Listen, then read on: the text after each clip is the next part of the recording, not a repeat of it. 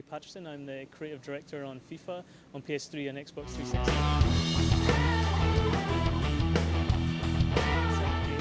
We're working hard on refining our engine. As you know, we've got a pretty good game out there right now. It's our fourth iteration on this new next-gen engine. So we're working hard to polish that engine and refine the things that are already in there. Things like shooting, we're working on refining the way the error context affects the ball trajectory. We're working on defence, making sure that slide tackles or press buttons or conservative tackles have the effect that you expect them to have.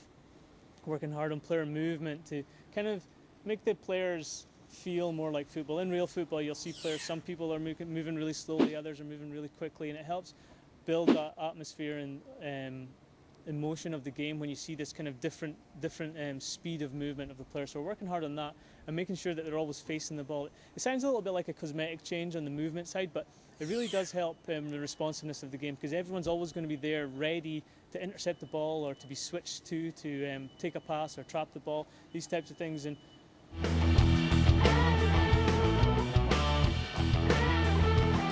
it's different, the dribbling this year. Obviously we've introduced 360-degree dribbling, so that gives you the ability to find holes and gaps between defenders and go through those gaps that previously weren't possible because we limited you to 8 directions. So the 360 kind of dribbling has opened it up a little bit. Also we've added the wide touches into the dribbling there, so you can let the ball come closer to them and then kick it along, which is part of the jostle system as well. So while you're dribbling, if someone comes in to try and jostle you and take you off the ball, you can move the ball to the side that he's not on and try and protect the ball from him. So it kind of makes the dribbling feel different than it did last year.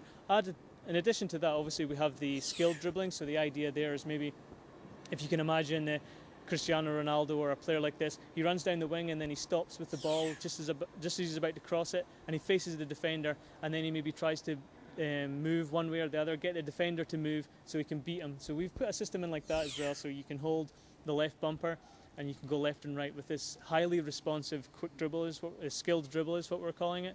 And then you can go left and right, and then you can maybe use the sprint button to exit, and he kicks the ball, and that change of pace, that change of momentum can help you beat defenders. So that's the kind of new features in the dribble and the new kind of nuance that we've got there.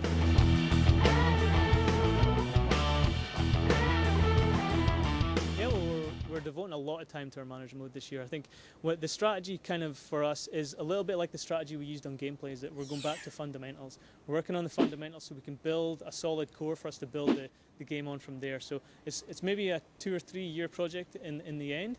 But this year I think we'll get some really good wins. We're working hard on the authenticity of the mode, the authenticity of the match results.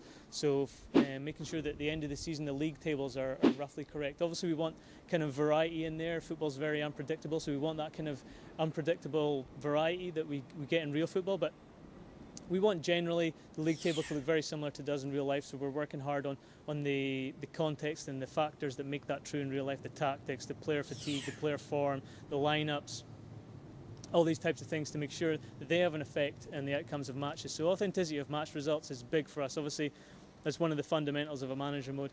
But then next, authenticity of transfers. So the reason people play a management mode is that they can use the transfer market to change their team and have a bit of fun that way.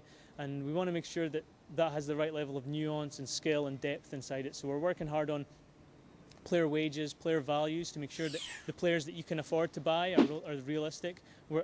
With that in mind, we're also working on the finance system to make sure that you have the right amount of money for the club that you're at, and that money is linked to how you perform. But also we're working on the CPU club AI, so that some clubs will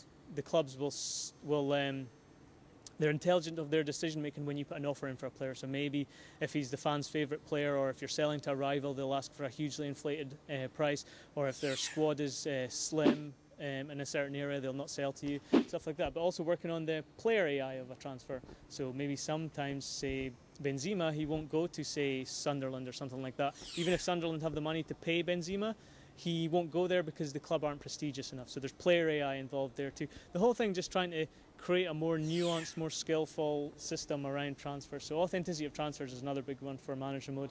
On top of that, we've got authenticity of player growth. The two are kind of linked, but if you can imagine, some clubs like Chelsea, they'll buy their way to success, but other clubs, they'll invest in youth players and they'll buy some young players and they'll hope to grow them into superstars. So we're working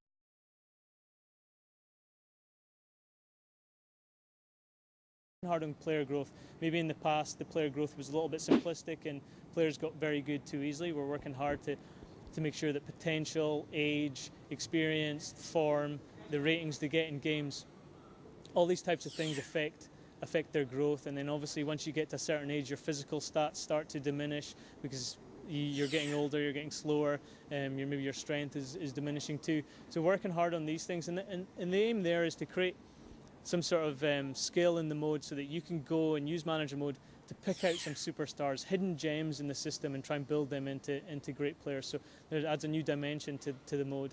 And finally, on the manager mode, we're working on authenticity of the football world. We want people to feel when they play manager mode, they feel immersed in this football world. They want them to feel that things are happening outside of their own club. So other CPU clubs are putting in offers for players. There's maybe rumours about offers that are going in. There's lineup changes. There's injuries and suspensions all over the league.